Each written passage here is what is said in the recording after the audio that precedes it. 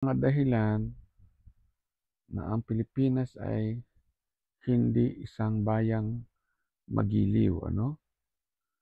Kasi pagka inamin natin na ang Pilipinas ay bayang magiliw, ang ginagawa ng Inchik ay ginagawa tayong province. Kaya napapanahon na, ano, panahon na para baguhin ang kasaysayan ng Pilipinas na inukit sa maling pamamaraan nitong mga traidor na Fujian Chinese, ano, na nakitulad kay Dr. Jose Rizal, ano? Dahil sila, binabago nila ang ating kasaysayan, ano? Dapat burahin na natin ang kasaysayan ng bayang magiliw, ano? Dahil hindi hinirang ng Pilipino o ng Katipunero na ang Pilipinas ay gawing province, ano, ng bayan ng Chinese ancestry, no? Unang-una, ang sekreto ng mga sulat ni Dr. Jose Rizal ay kinakailangan natin na balikan at tingnan kung meron nga siyang sinulat na bayang magiliw, ano? Okay, so kung hindi natin ibabalik o iwawastong ating kasaysayan, patuloy tayong dadalhin nitong mga inchik sa maling paniniwala at magkakaroon ng kaguluhan ang ating bansa, ano? At yun ay nangyayari na. Okay, dahil itong mga inchik na ito ay pinaamin tayo na bayan natin ang Pilipinas kahit walang katotohanan, ano? Na ito ay bayan natin. Okay? Ito ay bansa natin, no? Unang-una, alam natin na tayo ay mayroong national language, ano? Yun ay Tagalog. Hindi pwedeng gawing national language ay Pilipino, ano? Dahil ang Pilipino ay hindi pwedeng galing sa Austronesia, ano? Ang Pilipino, sabi ni Dr. Jose Rizal, ay hindi galing sa language, ano? Galing sa lupain.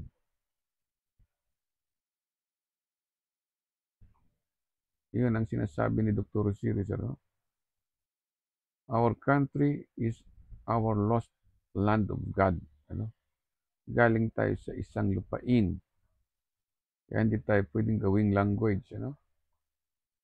At si Dr. Jose Rizal, hindi niya iniwan ang kanyang mga magulang sa isang language, ano? Iniwan niya sa isang bansa. Ito, nasa paragraph 13 ng Ultimo Diyos, ano? Ayusin natin. So, naka-interlock po yung paragraph 13 and paragraph 14, ano? Idadala tayo ng mga Peking historian sa maling, ano, kasaysayan, ano?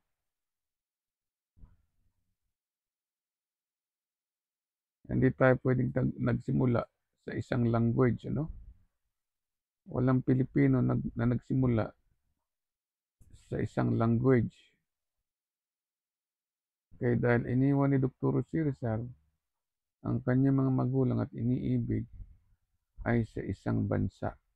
Okay? So, ang isang bansa, hindi mo pwedeng i-convert na language. Ano? So, ibig sabihin ng farewell, beloved country, our lost Eden, ay paalam, minamahal kong bansa, ikaw ay ina ng aming buhay. Yan ay sabihin, motherland of our soul, no? So, walang ibang pinag-iwanan kung si Dr. Circe ng kanyang sarili, kundi ang Pilipinas dahil isinuko niya ang kanyang buhay sa lupain ng ating bansa, ano? So, ibig sabihin, si Dr. Circe hindi pwedeng magmula sa isang bayan. Hindi siya galing sa bayan ng Laguna o bayan ng Cavite, ano? Kaya hindi magiliw na bayan ang Pilipinas. Beloved country ito, ano? Kaya dapat ang pasimula ng ating national anthem ay Bansang Pilipinas, perlas ng silanganan.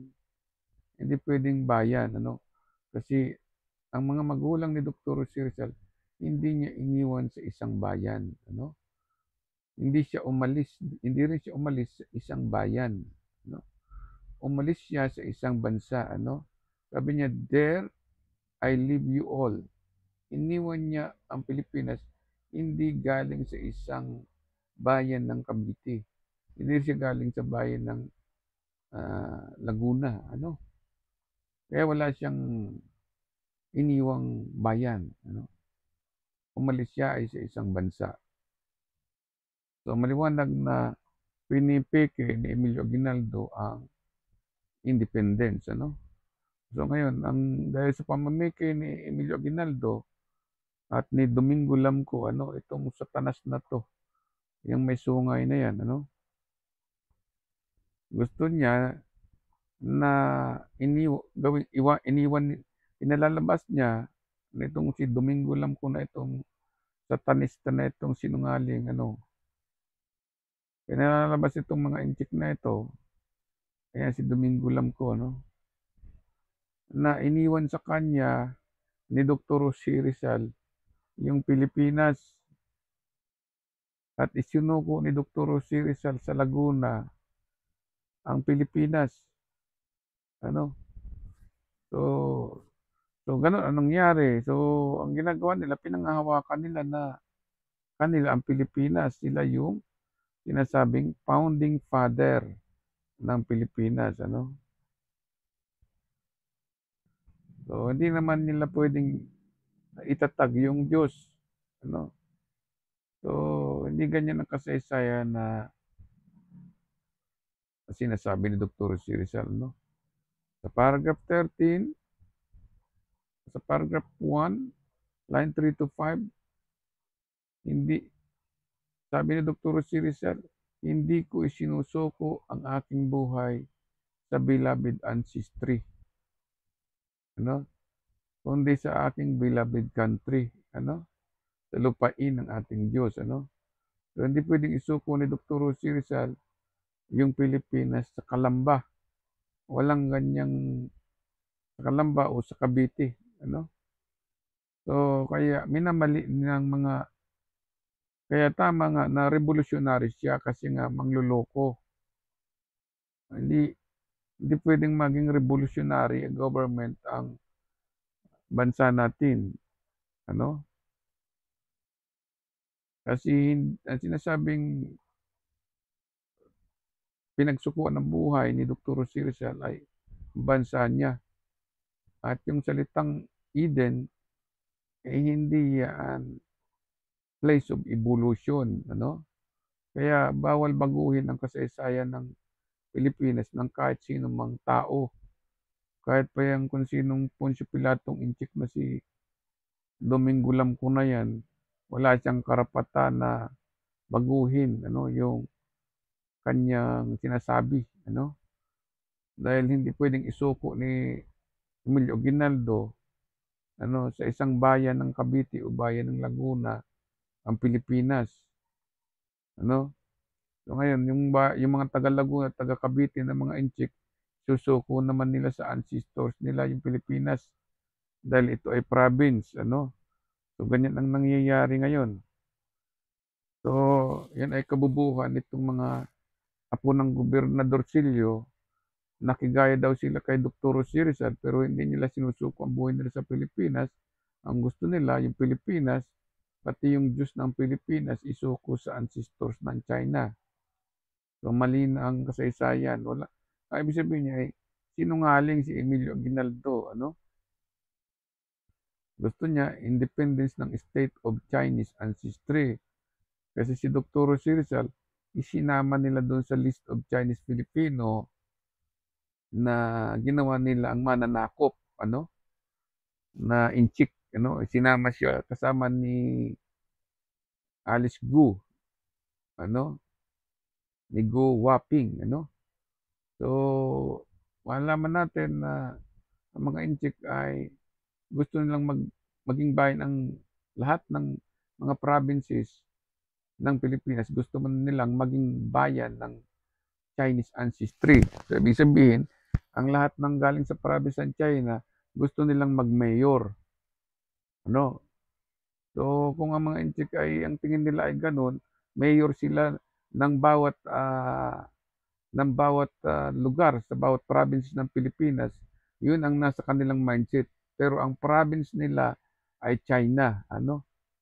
So, kaya ang illegal immigrant na nag-aaral dito sa Chinese, dahil sa sobrang gahaman nila sa pera, gusto nilang makontrol ang lahat ng bayan ng Pilipinas.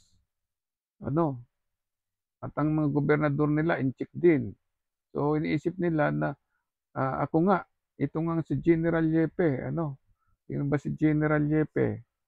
General Yepe, pinanganak siya sa Pilipinas, hindi nga lang siya nakapag-mayor na tulad ni Duterte. Si Duterte, isang Inchik nakapag-mayor, pero gusto rin niyang bumalik sa province. Ano? So, ganyan ang idea nila. So, itong si General Yepe ay tulad din daw ni Rizal. Ano? So, hindi na nga lang niya nagawan ng history ay ang buhay niya na maging mayor sa Chaong. Kasi maaga siyang pumunta doon, bumalik sa ah, Pujian at doon siya naging gobernur, ano? Itong si Jinping ay naging gobernador din niya ng Pujian, ano? Parehas nitong si General Yepe bago siya naging president ng China, si Xi Jinping, naging gobernador muna ng Pujian, ano? So ang malas nga lang nitong si Xi Jinping ay hindi siya pinanganak sa Pilipinas bago siya naging gobernador. So yun ang idea nito mga Inchik, ano? Kaya sobrang kasinungalingan nito, ano? So hindi ganyan ang sinasabi ni Dr. Osiris na yung Diyos niya sa Pilipinas ay ginawa niyang gobernador o pinagsilbi niya ng mayor. So hindi, ang history ng China at ng Pilipinas ay totally magkaiba, ano? Ang history ng Chinese ay scam. Yung mga ang tao, ang bayan, ngayon ay lumanlaban. So ito, buang na ito ay isang Pujian Chinese din na kriminal na tulad ni Emilio Aguinaldo, ano? So yung kalokohan ni Emilio Aguinaldo na revolutionary, ginawa niyang Chinese Revolution. No, ang gusto lang i-convert ha, na Chinese Revolution, itong nasa paragraph 9.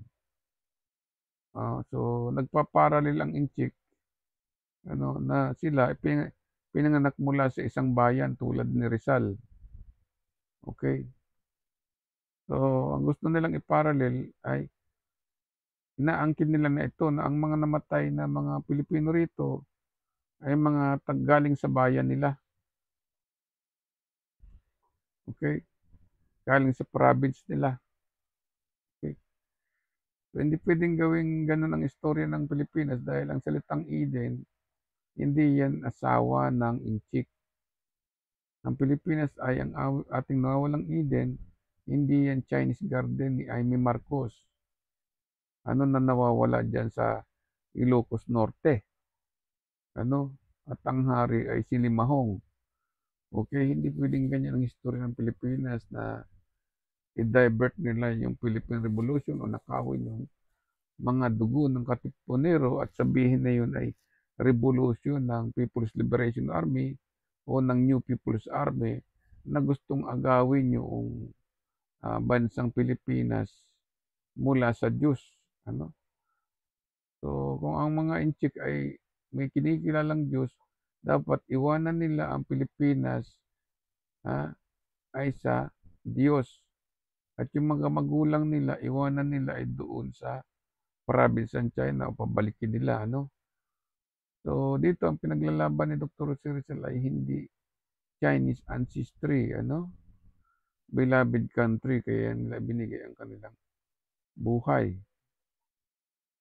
Okay? Ito ang pinaglaban ni Dr. Jose Rizal, yung beloved country, ano, yung kanyang bansang Pilipinas. Hindi bayang Pilipinas, ano. Okay, alam natin na hindi ni Dr. Jose Rizal pinaghari ang Inchik, ano, pinaghari niya sa kanyang bansa ay ang ating Diyos. Kaya malaking kalokohan ang ginawa nitong yung mga Chinese historian na ito, ano, scam, ano. So, maliwanag na sinasabi ni Dr. Jose Rizal na huwag kayong mag-alinlangan sa Diyos, ano. Yan ang sinasabi niya dito. To doubt God is to doubt one's own conscience. Kung kayo may mga konsensya at nag-aalinlangan kayo sa Diyos, ibig sabihin wala kayong pananampalataya.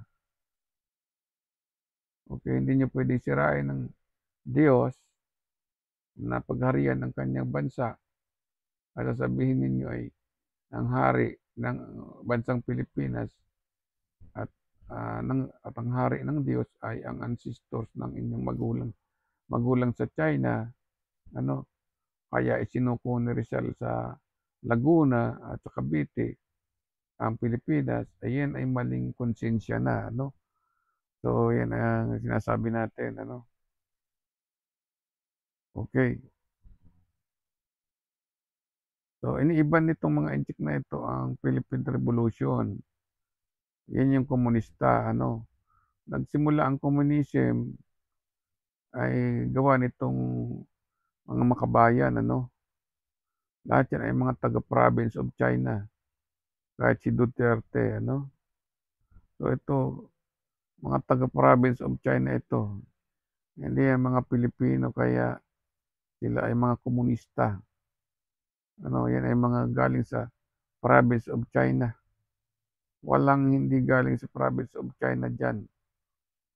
Ano, kasi ito si Teodoro Agoncillo ay dinadivert siya ni Emilio Aguinaldo na yung flag ng Pilipinas ay ginawa ay sa Hong Kong, ano. So yun, dito hindi made in Hong Kong yung sinasabi ni Dr. Jose Rizal, ano. Kasi yung mga sinulat ni Dr. Jose Rizal, inimbento lang nila nung after 1946, gumawa sila ng mga peking history ng Bayang Magiliw, ano, na yung flag ng Bayang Magiliw ginawa ay sa province of China, sa Hong Kong, ano. At yung Pilipino galing naman daw sa Austronesian language. So, yun yung pamimiki ng 1987 Constitution, ano. Tinanggalan nila ng historic rights and legal title ang Pilipinas sa Article 1 ng National Territory at ginawa nila na History of Chinese Ancestry. Okay, history ni Domingo Lamco, ano.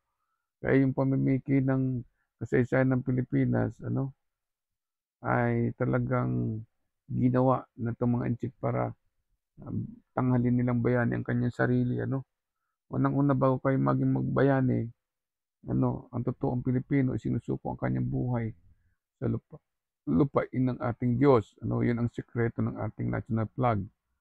Ang Pilipinas ay doon susuko ang ating buhay dahil ito ay lupain ng Diyos. O doon pa lamang, kung magkakaroon tayo ng Constitutional Convention tungkol sa pagsusulat ng literature o ng sinasabi nating national anthem, kasama yung sinasabi nating Constitutional Convention sa lahat ng mga batas, ano, reject na itong mga sinasabi ng Inchik, ano, na sila ang gumawa ng national anthem, ano.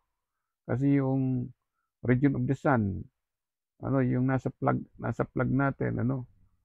So, baba natin, ano, para maintindihan itong mga Inchik.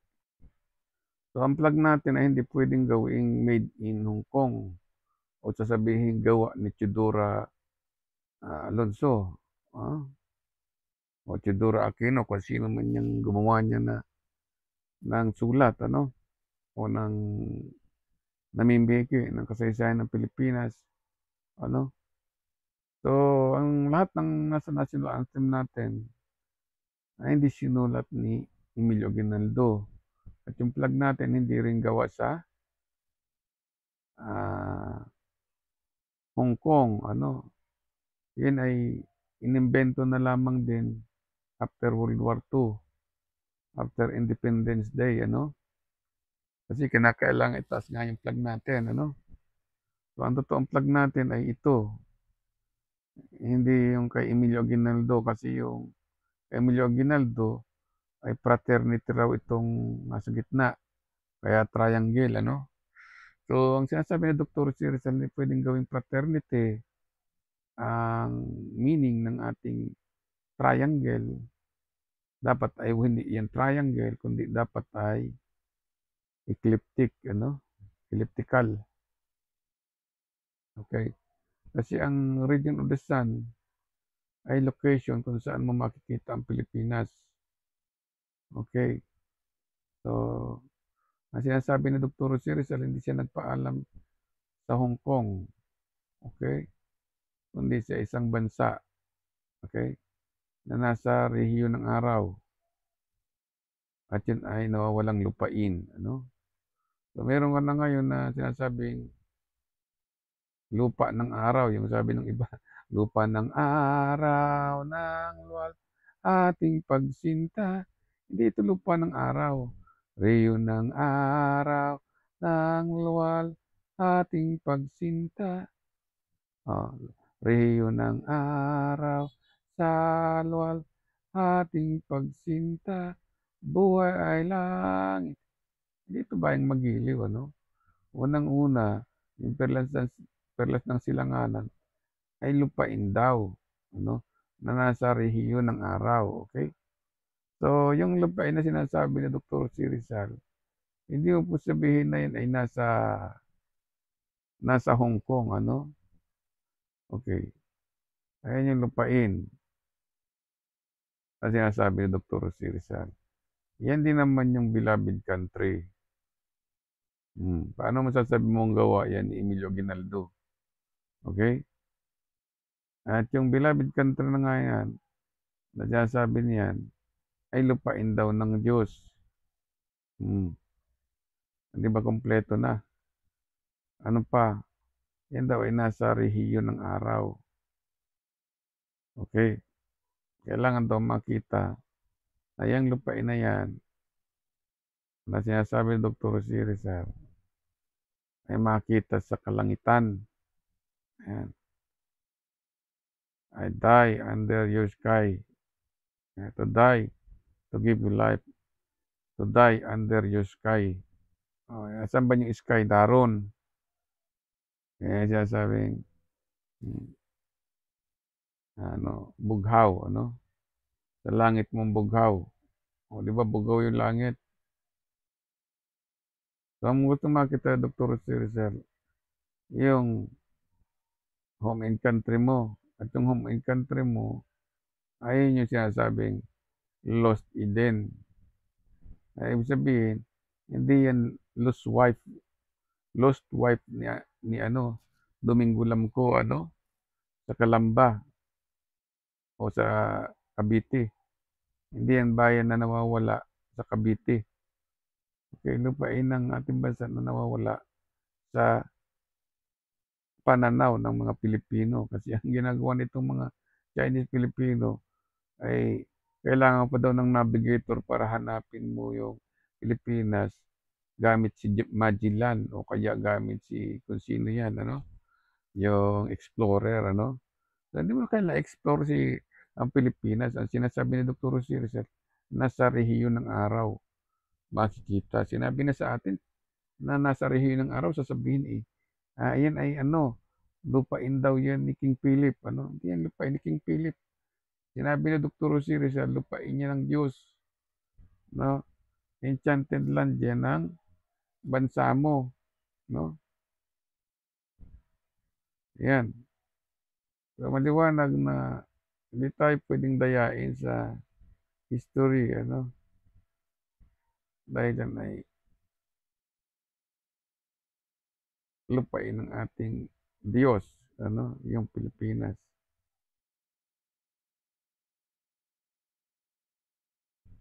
Okay,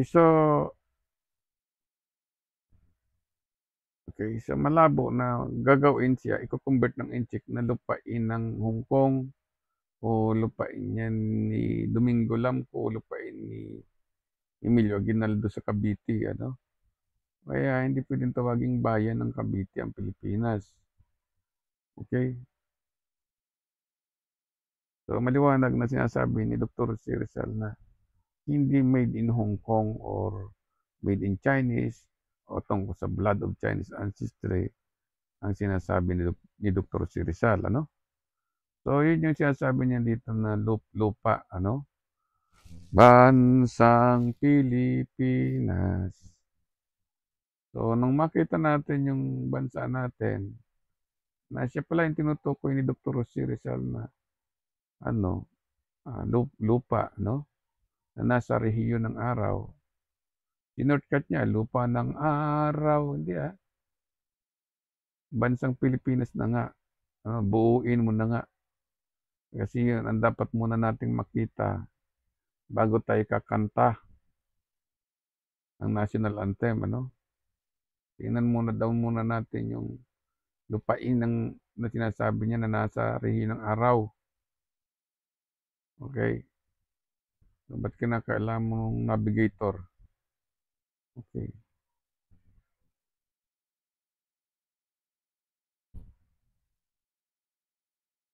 Ayan. So, tingnan muna natin kung anong lupa yung nandiyan sa rehiyon ng araw. Sabi ni Dr. Rosircer. Lupa yan ng ating Diyos. Kaya nga sinasabi ko, nagdasal kami. Dahil lupain niya ng ating Diyos. Yung sinasabi ko. Yung sinasabi ni Dr. C. Rizal. Di ba? Sinasabing Lost Eden. No? Ay lupain ng Diyos. Okay. So yung lupain daw yan ng Diyos na nasa rehiyon ng araw, ano? Diyan daw aawit. Oh. Eh bakit tayo umawit sa bayan na Magiliw? Oh, yan ang inaawitan niya. At hindi lang sila umaawit diyan, kundi nagdadasal pa. Okay? So, nagdadasal sila sa Diyos. Okay? Kaya hindi yan may dilag ang tula at awit siya. May dilag ang dasal. Kasi nagdasal muna sila tapos umawit. Oh. Paragraph 9 saka paragraph 10 ano? May dilag ang dasal at awit sa paglayang minamahal. So gusto nilang lumaya, no? Kaya sila ay lumaban. Pero bago sila lumaban, umawit muna sila ng patriotic prayer and song. Okay? So yung labanan niya, sinasabi niya nandito. Ang pinaglaban nila yung bansa nila.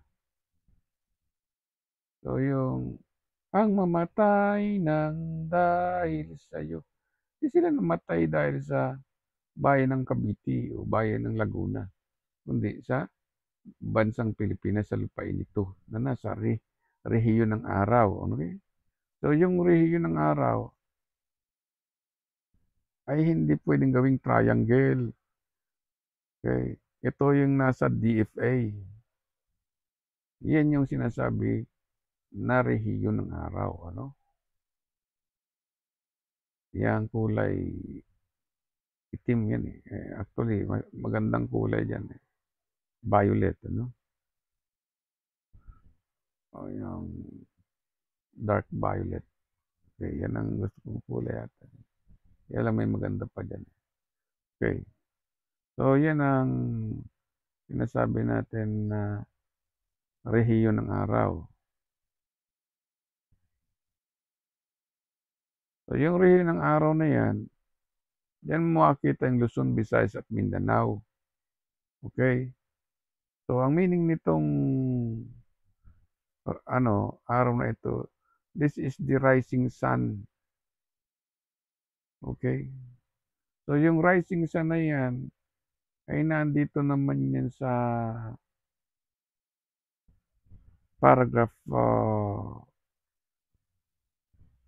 rising sun o newly born light. Makikita nyo yan sa paragraph 3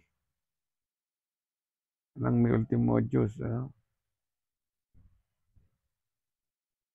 I die when I see the sky as unparled its color. So ito yung unparled color na sky.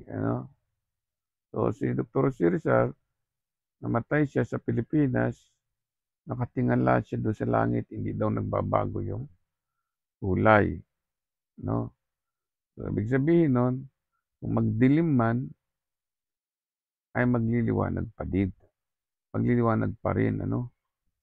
Yan, ibig sabihin na sa paragraph 3. Okay? Ang watawat mo ay hindi magdidilim. Diba? Kaya bansang Pilipinas, pelas ng silanganan,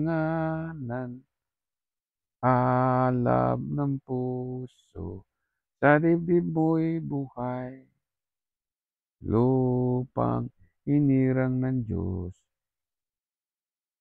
duyang ka ng magiting. So yung Diyos mo ay bansa mo, Diyos ang hinirang. At yung Diyos, hinirang niya yung lupain ng Pilipinas. Okay? Lupang hinirang ng Diyos. So, hinirang ng Diyos yung lupa mo. Kaya nga tinawag yan na enchanted land. Okay? Dahil Diyos yung naghahari. Hinirang ng mga Katipunero o ng mga Pilipino na Diyos yung maghari. Kaya nga isinuko nila yung buhay niya sa lupain ng ating bansa dahil Diyos ang hari. Kaya yung mga magulang natin, hindi natin iiwanan ay sa inchik. Ang mga magulang natin, iiwanan natin sa ating bansa. Dahil ang lupain ng bansa natin o ng Pilipinas ay hinirang ng Diyos. Okay?